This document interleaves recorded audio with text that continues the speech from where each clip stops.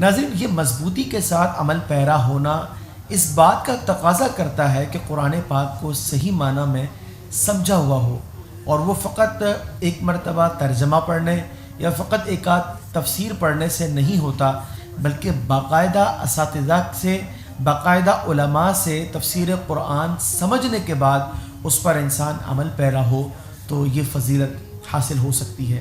دوسری بات یہ ہے کہ پیارے آقا صلی اللہ علیہ وسلم نے تہجد گزاروں کو اس امت میں فضیلت یافتہ افراد میں شمار فرمایا۔ یہ یاد رکھیے کہ تہجد کی نماز عشاء کی نماز کی ادائیگی کے بعد کچھ وقت آرام کر لینے کے بعد ادا کی جا سکتی ہے۔ اگر کسی شخص نے ساری رات آرام نہ کیا نماز عشاء کی ادائیگی کے بعد، تو اب وہ شخص نماز تہجد نہیں پڑھے گا، بلکہ وہ صلاۃ اللیل کی نیت کرے گا۔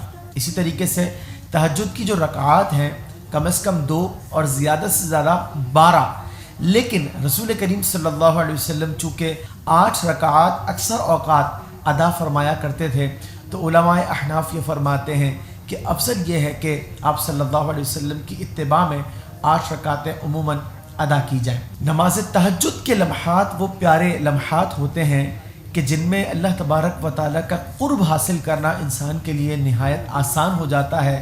رحمت الہی کا نزول عام اوقات کے مقابلے میں یہاں زیادہ ہوتا ہے، لہٰذا نماز تہجد کے اوقات کو ہرگز غفلت میں نہیں گزارنا چاہیے۔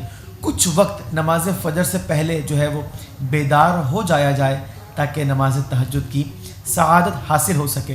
اور ویسے بھی رمضان المبارک کے اندر سحری کے اوقات میں مسلمان جو ہے وہ سحری کی سنت کو ادا کیا کرتے ہیں، لہٰذا آسانی کے ساتھ اس فضیلت کو جو ہے وہ حاصل کیا جا سکتا ہے۔ بس تھوڑی سی ہمت اور توجہ کی ضرورت ہے۔ اللہ کریم ہمیں قرآن پاک پر عمل کرنے والا اور نماز تہجد کی ادائیگی کرنے والا نیک مسلمان بنائے۔ رحم فرما میرے مولا۔